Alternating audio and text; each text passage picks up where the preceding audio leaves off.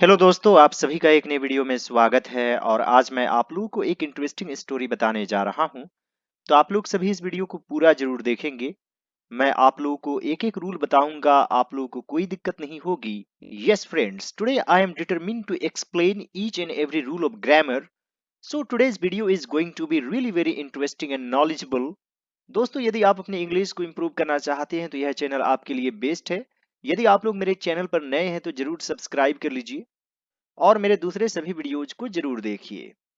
एक बार प्लेलिस्ट भी जरूर चेकआउट करेंगे। Let me tell you my dear friends, I am an MA in English. I have masters degree in English and I have been teaching English for a long time. I have very good experience in teaching English. I'm also a teacher of English in an English medium school. Now friends, it's time for us to start today's lesson. दो बकरे थे। जैसे मान लीजिए दोस्तों, आपको बोलना है लड़का है, तो आप क्या लिखेंगे? इज अ बॉय तो नहीं लिख सकते, यहां पर लाएंगे देयर को। There is a boy. अब मान लीजिए आपको बोलना हो दो लड़के हैं, तब आप क्या लिखेंगे? There are. दो है तो आर लिखेंगे। टू बॉयज, यहां पर एस ऐड कर देंगे। और इसी चीज में मान लीजिए यहां पर थे है, दो लड़के थे, तब आप क्या लिखेंगे? There were two boys. यानी कि आर के बदले हम लोग वर यूज करते हैं और इज के बदले हम लोग वॉज यूज करते हैं। कब? पास्ट फॉर्म में। जैसे वह बीमार था, ही वॉज इल। अब यहां पर है दो बकरे थे, there were two goats. There were two goats. दोस्तों, आप लोग सभी इस वीडियो को पूरा जरूर देखेंगे। आज मैं आप लोगों को एक एक रूल बताऊंगा। जी हाँ दोस्तों, ये वादा है मेरा आपसे। एक काले रंग का था, एक भूरे रंग का था। यहां पर दोस्तों इसे इस तरीके से लिख सकते हैं, एक काले रंग का था तथा दूसरा भूरे रंग का था। तो यहां पर भी है था, यानी कि वॉज यूज करेंगे। तो यहां पर एक तरह से सब्जेक्ट है एक, यानी कि one. One was black and the other was brown. One was black and the other was brown. दोस्तों, जनरली यदि कोई वर्ड वॉवेल से शुरू होता है तो उसके पहले जो द यूज होता है उसे दी पढ़ते हैं। दी अदर, जैसे हमेशा हम लोग पढ़ते हैं the end. One was black and the other was brown. एक दिन वे झरने पर बने पुल से गुजर रहे थे। तो दोस्तों यह अभी टेंस में है। और दोस्तों, क्या ऊपर वाला सेंटेंस टेंस में था? तो दोस्तों इसमें सिर्फ हेल्पिंग वर्ब यूज हुआ है, कोई भी मेन वर्ब नहीं है, जैसे ईट, गो, रीड, इस तरीके से। इसलिए यह टेंस में तो है, यानी कि प्रेजेंट और पास्ट बोल सकते हैं। तो यह पास्ट में है, लेकिन पूरी तरह से टेंस में नहीं है कि सिंपल प्रेजेंट टेंस या सिंपल पास्ट टेंस, क्योंकि इसमें कोई मेन वर्ब नहीं है, जैसे ईट, गो या फिर रीड और भी दूसरे वर्ब। लेकिन दोस्तों यहां पर है गुजर रहे थे, यानी कि यहां पर मेन वर्ब है। गुजरना की इंग्लिश क्या होती है? पास। पास थ्रू, इस तरीके से आप लिख सकते हैं। क्रॉस भी एक वर्ब है, क्रॉस करना, जैसे क्रॉस द रोड। दोस्तों जनरली थ्रू का अर्थ होता है जब किसी, मान लीजिए आप सुरंग से होकर गुजर रहे हैं और इस तरह से अंदर से जा रहे हैं, तो passing through the tunnel. Tunnel का अर्थ होता है सुरंग। और दोस्तों मान लीजिए इस तरीके से कोई जंगल है, पेड़ है चारों तरफ से, यानी कि घिरा हुआ है, यहाँ पर जमीन है और आप इस तरीके से जा रहे हैं, तो भी आप थ्रू का यूज कर सकते हैं। You are passing through the forest. इसमें दोस्तों सबसे पहले सब्जेक्ट यूज करते हैं, इसके बाद वाज वर, सब्जेक्ट के अनुसार इसे वॉज, इसे वर पढ़ते हैं। कई लोग वेयर भी पढ़ लेते हैं, लेकिन इसे एक्चुअली वर पढ़ा जाता है। प्लस वर में आईएनजी फॉर्म लगाते हैं और फिर ऑब्जेक्ट। तो यहां पर कौन पास कर रहे थे? वे। ये क्या है? सब्जेक्ट, यानी कि दे। एक दिन, one day, one day they were passing through, से होकर गुजरना। इसके लिए आप पास थ्रू का यूज कर सकते हैं। पास के साथ थ्रू ही बेटर लगता है। किस चीज से गुजर रहे थे? पुल से। और ब्रिज कहां पर बना था? झरने पर बने। बिल्ट, बिल्ट से बिल्ट बन जाएगा, यहां पर एक तरह से वर्ब थ्री यूज करेंगे। ओवर अ वाटरफॉल, वाटरफॉल का अर्थ होता है झरना। One day they were passing through a bridge built over a waterfall. दोस्तों कई बार हम लोग फ्रेजल वर्ब का भी यूज करते हैं, तो यहां पर एक तरह से पास थ्रू फ्रेजल वर्ब है। पास थ्रू का अर्थ होता है से गुजरना, तो इसे कहीं पर भी यूज कर सकते हैं इस सेंस में, क्योंकि यह एक फ्रेजल वर्ब है। जैसे ही was passing through the desert, वह रेगिस्तान से होकर जा रहा था या गुजर रहा था। काला बकरा पुल के इस छोर से और भूरा बकरा उस छोर से आ रहा था। तो यह भी है पास्ट कंटिन्यूअस टेंस, यानी कि सबसे पहले सब्जेक्ट, फिर वाज वर, फिर वर्ब में आईएनजी फॉर्म और फिर object.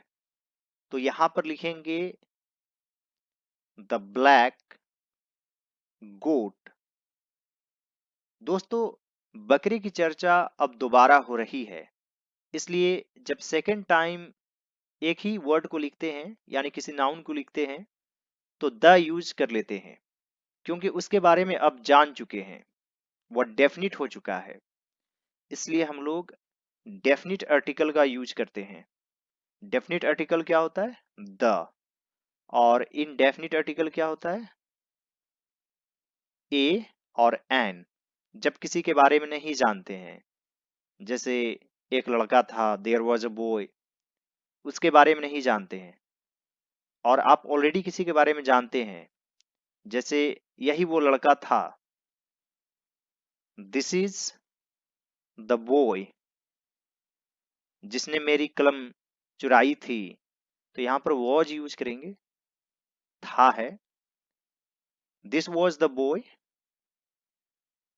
Who had stolen my pen.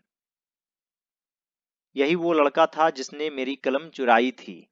तो उस लड़के के बारे में ऑलरेडी जान रहे हैं, इसलिए यहाँ पर उसको डेफिनिट बनाने के लिए डेफिनिट आर्टिकल द का यूज करेंगे।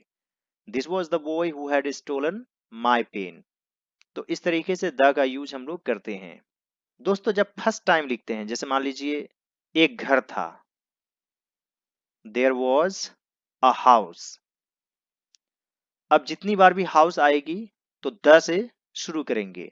देयर वॉज अ हाउस, एक घर था, घर बहुत सुंदर था। द हाउस वॉज ब्यूटीफुल, घर बहुत बड़ा था। The house was big. तो इस तरह से जब सेकंड टाइम किसी वर्ड की चर्चा होती है, खासतौर से नाउन, तो द का यूज जरूर करते हैं, और फर्स्ट टाइम में ए एन का यूज करते हैं। आई होप ये चीज क्लियर हो गई होगी। तो यहां पर लिखेंगे the black goat was coming, आ रहा था इस छोर से, from this end, and the brown goat was coming from the other end. आप उस के लिए दैट का भी यूज कर सकते हैं, फ्रॉम दैट एंड। इस तरीके से आप दिस और दैट का यूज कर सकते हैं। One end the other end, इस तरीके से भी आप लिख सकते हैं। The black goat was coming from this end the brown goat was coming from that end. और यहाँ पर दी अदर है तो पहला वाला में वन लिखना पड़ेगा। The black goat was coming from one end and the other goat was coming from the other end. तो यहाँ पर आप वन का भी यूज कर सकते हैं। पुल के बीचों बीच दोनों बकरों का आमना सामना हुआ। तो दोस्तों आमना सामना हुआ, जैसे वह गया, ही वेंट, यह किस टेंस में है? सिंपल पास्ट टेंस, यानी कि सबसे पहले सब्जेक्ट, फिर वर्ब टू और फिर ऑब्जेक्ट। आमना सामना होना यानी कि फेस करना, फेस ईच अदर। दोनों बकरों का, तो ये क्या है? सब्जेक्ट। इसके लिए आप लिख सकते हैं the two goats faced each other, पुल के बीचों बीच, in the middle of the bridge. इसे ब्रिज पढ़ेंगे और एक होता है ब्रीज, यहां पर डबल ई है, थोड़ा सा इसे खींच कर लंबा करके बोलेंगे ब्रीज, और ये bridge. The two goats faced each other in the middle of the bridge. दोनों अकड़कर खड़े हो गए, तो यह भी सिंपल पास्ट टेंस में खड़े हो जाना यानी कि स्टैंड। इसका वर्ब टू क्या होता है? स्टूड, और वर्ब थ्री भी होता है स्टूड। यह भी है सिंपल पास्ट टेंस में वर्ब टू यूज करेंगे दोनों। इसके लिए आप लिख सकते हैं both of them, both of them stood, अकड़कर। आप इसके लिए लिख सकते हैं स्टिफली। ये यानी कि एक तरह से हूबहू ट्रांसलेशन हो गया। स्टिफ का अर्थ होता है बिल्कुल सख्त, तो इससे बन गया स्टिफली। और एक वर्ड होता है स्टफ्ड, यानी कि भरा हुआ, जैसे स्टफ्ड पोटैटो, यानी कि आलू भरा हुआ। जैसे समोसे में आलू भरा हुआ रहता है तो स्टफ्ड रहता है, लेकिन यहाँ पर स्टिफली यूज आप कर सकते हैं। और सेंटेंस के सेंस के आधार पर यहाँ पर आप टेम्पर का यूज कर सकते हैं, इन टेम्पर। दोनों गुस्से में थे, टेम्पर में थे, झुकना नहीं चाहते थे। Both of them stood in temper. पुल बहुत ही संकरा था, संकरा यानी कि नैरो, और इसका ऑपोजिट क्या हो जाएगा? ब्रॉड। तो यहां पर लिखेंगे the bridge was very narrow. The bridge was very narrow. एक बार में उस पुल पर से एक ही जानवर पुल से जा सकता था। एक बार में यानी कि एट अ टाइम, और यहां पर है जा सकता था, यानी कि कुड गो। और दोस्तों कहीं कहीं पर कुड हैव का भी यूज करते हैं, could have plus verb three. इसका इस सेंस में यूज करते हैं कि संभावना थी लेकिन आपने किया नहीं। जैसे आप परीक्षा पास कर सकते थे, you could have passed the exam, लेकिन आपने पास किया नहीं। इस सेंस में could have plus verb three का यूज करते हैं। आप लोग के लिए एक सेंटेंस है, आप मेरी मदद कर सकते थे। इसकी इंग्लिश आप लोग कमेंट बॉक्स में लिखकर जरूर बताइएगा, और वैसे भी कुछ ना कुछ कमेंट कर दीजिए। वेरी नाइस, वेरी गुड, मुझे काफी अच्छा लगता है। और आज मैं काफी मेहनत कर रहा हूं, आप लोग सभी इस वीडियो को पूरा जरूर देखेंगे। आज मेरे पास जितनी भी एक्सपीरियंस है पढ़ाने का, वो सारी चीजें आपसे शेयर करूंगा, तो आप लोग सभी इस वीडियो में बने रहिए। तो यहाँ पर कौन जा सकता था? एक ही जानवर। ये क्या है, एक तरह से मेन सब्जेक्ट है। तो यहां पर लिखेंगे only one animal could go या फिर कुड क्रॉस दैट ब्रिज एक बार में at a time. Only one animal could cross that bridge at a time. काले बकरे ने भूरे बकरे से गुर्रा कर कहा, तू मेरे रास्ते से हट जा। वैसे दोस्तों, बकरे की आवाज को, गोट की आवाज को हम लोग या फिर शिप की आवाज को ब्लीट कहते हैं, और गुर्राना को ग्रॉल कहा जाता है। तो यहाँ पर एक गुर्रा कर कहा गुस्से में, तो आप ग्रॉल का यूज कर सकते हैं, हालांकि गोट की आवाज को ब्लीट कहते हैं। तो काले बकरे ने भूरे बकरे से गुर्रा कर कहा। तो यहाँ पर एक तरह से आप ये कह सकते हैं सेड इन एंगर, यानी एक तरह से गुस्से में कहा, ये ज्यादा बेटर रहेगा सेंटेंस के सेंस के आधार पर। तो यहां पर लिखेंगे the black goat said to the brown goat in anger, तू मेरे रास्ते से हट जा। You get out of my way. You get out of my way, ये काफी इंपॉर्टेंट लाइन है, आप डे टू डे लाइफ में भी यूज कर सकते हैं। जैसे मान लीजिए आपके सामने कोई बंदा आ गया, आपको डिस्टर्ब कर रहा है, आपके रास्ते को रोक रहा है, तो आप कह सकते हैं you are blocking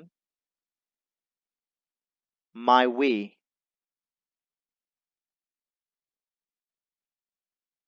gate out of the way please. You are blocking my way, get out of the way please. आप इस तरीके से डे टू डे लाइफ में यूज कर सकते हैं। दोस्तों, आप लोग चैनल को सब्सक्राइब जरूर कीजिएगा, और आज का वीडियो कैसा लग रहा है कमेंट करके जरूर बताइएगा, ताकि मैं आप लोगों के लिए इसी तरह से मेहनत करता रहूं। और अपने दोस्तों में शेयर जरूर कीजिएगा। The black goat said to the brown goat in anger, you get out of my way. भूरे बकरे ने भी इसी प्रकार गुर्राकर जवाब दिया, अबे कालिए वापस चला जा, वरना मैं तुझे इस झरने में फेंक दूंगा। दोस्तों, जनरली क्या करते हैं कि इन्वर्टेड कोमास के अंदर जो सेंटेंस रहता है वह जिस टेंस में है उसी टेंस में लिखते हैं, लेकिन जब दैट से जोड़ देते हैं, यानी कि एक तरह से इनडायरेक्ट स्पीच में, तब बहुत कुछ बदल जाता है, टेंस बदल जाता है, और साथ ही साथ पर्सन्स भी बदल जाते हैं, यानी कि इनडायरेक्ट स्पीच का रूल फॉलो हो जाता है। लेकिन कोमा के अंदर जब भी सेंटेंस रहता है तो जिस टेंस में है उसी टेंस में लिखेंगे। जैसे यहाँ पर है, मैं तुझे इस झरने में फेंक दूंगा, तो यह किस टेंस में है? सिंपल फ्यूचर टेंस, यानी कि सबसे पहले सब्जेक्ट, फिर विल या शैल, आजकल ज्यादातर विल का ही यूज करते हैं, फिर वर्ब वन, और फिर ऑब्जेक्ट। भूरे बकरे ने भी इसी प्रकार गुर्राकर जवाब दिया। The brown goat also said in anger, अबे कालिए, हे ब्लैकी, वापस चला जा, गो बैक, वरना, इसके लिए हम लोग लिखते हैं अदरवाइज, नहीं तो। और आप ये भी कह सकते हैं और एल्स, अदरवाइज मैं तुझे इस झरने में फेंक दूंगा। I will throw you into this waterfall. The brown goat also said in anger, hey Blackie, go back, otherwise I will throw you into this waterfall. वे दोनों थोड़ी देर तक एक दूसरे को धमकाते रहे। दोस्तों जैसे वह हंसता रहा, ही केप्ट लाफिंग, वह खाता रहा, ही केप्ट ईटिंग। उसी तरह यहां भी लिखेंगे, धमकाना की इंग्लिश होती है थ्रेटन। वे दोनों थोड़ी देर तक फॉर सम टाइम, और सम टाइम्स का अर्थ होता है कभी कभी, और थोड़ी देर के लिए इसके लिए हम लोग फॉर अ वाइल भी लिखते हैं, for a while, for few minutes, आप इस तरीके से भी लिख सकते हैं। वे दोनों, both of them, kept threatening each other, थोड़ी देर तक, for some time, both of them kept threatening each other for some time. उसके बाद दोनों एक दूसरे से भिड़ गए। एक दूसरे से भिड़ जाना यानी कि क्लैश करना, क्लैश विद समथिंग और समबडी, क्लैश विद, जैसे मान लीजिए India will clash with Australia. और यहां पर आप स्टार्टेड फाइटिंग भी लिख सकते हैं, स्टार्टेड फाइटिंग यानी कि लड़ना शुरू कर दिया। उसके बाद, आफ्टर दैट, आप देयर आफ्टर भी लिख सकते हैं। दोनों, both of them clashed with each other. और मान लीजिए कोई इधर से आ रहा है, कोई इधर से आ रहा है, तो क्लैश ही करेगा बीच में। After that, both of them clashed with each other. फिर क्या था, दोनों अपना अपना संतुलन खो बैठे और लड़खड़ाकर झरने में जा गिरे। फिर क्या था, इसके लिए आप कौन सा फ्रेज यूज कर सकते हैं? देन वॉट, देन वॉट, दोनों अपना अपना संतुलन खो बैठे। यह सिंपल पास्ट टेंस में है, यानी कि आपको सबसे पहले सब्जेक्ट, फिर वर्ब टू और फिर ऑब्जेक्ट यूज करना है। खोना की इंग्लिश होती है लूज, कई लोग इसे लॉस पढ़ लेते हैं, इसे लूज पढ़ना है। और एक होता है लूस, यानी कि ढीला छोड़ देना, लेकिन इसे लूज पढ़ते हैं और इसका वर्ब फॉर्म होता है lost, lost, lose lost, lost. संतुलन यानी कि बैलेंस। तो यहां पर लिखेंगे then what, both of them lost their balance, और लड़खड़ाकर झरने में जा गिरे। दोस्तों जिसमें कर लगा हुआ रहेगा, लड़खड़ाकर, खाकर, पीकर, उसकी इंग्लिश पहले लिखेंगे, और जो बाद वाला वर्ब जिस टेंस में रहेगा, जैसे ग्रे यानी कि simple past tense, verb two, fall, fell, fallen, तो यहाँ पर फेल यूज करेंगे वर्ब टू। तो ये वाला जो वर्ब है उसे भी उसी टेंस में लिखेंगे, यानी वर्ब टू। लड़खड़ाना यानी कि स्टैगर, फॉल्टर का भी अर्थ होता है लड़खड़ाना, तो यहां पर लिखेंगे एंड स्टैगर्ड, और एक एंड और लगाएंगे, and fail into the waterfall. जैसे मान लीजिए दोस्तों वह बाजार जाकर सब्जी लाया, तो आप लिख सकते हैं ही वेंट, जाकर, यानी कि he went to the market and brought vegetables.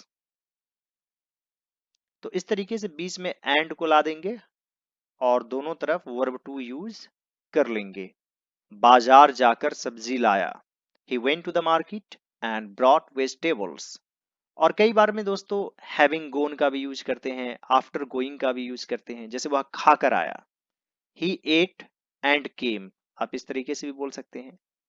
He came after eating भी बोल सकते हैं। After having eaten he came, आप इस तरीके से भी बोल सकते हैं। तो सेंटेंस के सेंस के आधार पर सेंटेंस का स्ट्रक्चर भी बदल जाता है। Both of them lost their balance and staggered and fell into the waterfall. वे झरने की धारा के साथ बहने लगे। बहना यानी कि एक तरह से फ्लो करना, और हवा बहना ब्लो कहलाता है। पानी का बहना फ्लो और हवा का बहना ब्लो, और भाई का बहना सिस्टर। और दोस्तों इसका वर्ब फॉर्म क्या होता है? Flow, flew, flown, blow, blew, blown. तो वर्ब टू हो जाएगा फ्ल्यू। धारा के साथ, विद द करेंट आप लिख सकते हैं, या फिर विद द फ्लो। तो यहां पर लिखेंगे they started flowing with the flow of the waterfall. They started flowing with the flow of the waterfall. थोड़ी ही देर में दोनों डूबकर मर गए। थोड़ी ही देर में, within a short time, in a few minutes आप इस तरीके से भी लिख सकते हैं। दोनों, both of them, देखिए यहां पर भी डूब कर लगा हुआ है, तो इसकी इंग्लिश पहले लिखेंगे, drowned and died. इंसान या किसी जानवर का डूबना यानी कि जीवित चीज, उसके लिए हम लोग ड्राउन यूज करते हैं। और कोई निर्जीव चीज जब डूबता है तो उसके लिए हम लोग सिंक का यूज करते हैं। और जब कोई निर्जीव चीज तैरता है तो उसके लिए हम लोग फ्लोट का यूज करते हैं। और जब इंसान तैरता है तो उसके लिए हम लोग स्विम का यूज करते हैं। तो ये कुछ छोटी छोटी चीजें हैं। With in a short time both of them ड्राउन्ड and died. इस स्टोरी का मोरल क्या है? क्रोध दुख का मूल है, जड़ है। तो यहां पर लिखेंगे anger is the root of sorrow. शांति खुशी की खान है। खान यानी कि माइन। एक माइन का अर्थ मेरा भी होता है और एक माइन का अर्थ होता है खान। जैसे माइनिंग करके कोयला निकालते हैं, तो यहां पर लिखेंगे शांति खुशी की खान है। Peace is the mine of happiness. Anger is the root of sorrow, peace is the mine of happiness. I hope friends आज का वीडियो आप लोगों को अच्छा लगा होगा। यदि यह मेरा एफर्ट आप लोगों को अच्छा लगे तो इस वीडियो को लाइक कर दीजिएगा, और आप चाहें तो कुछ रुपयों की सुपर थैंक्स करके मेरी मदद कर सकते हैं फाइनेंशियली। और दोस्तों मेरे चैनल पर काफी इंटरेस्टिंग वीडियोज हैं, तो आप लोग सभी वीडियोज को जरूर देखेंगे। Alright friends, thanks for watching, have a great day.